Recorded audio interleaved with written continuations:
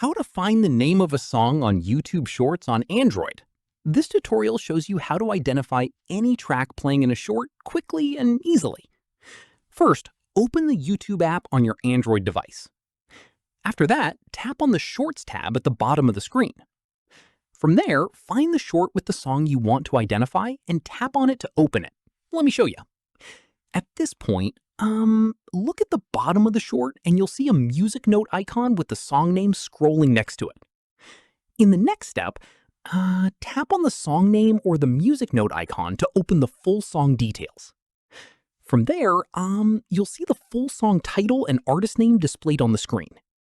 At this stage, tap on the preview to listen it if you want to listen to the full track, or save it to a playlist. Here's an important note.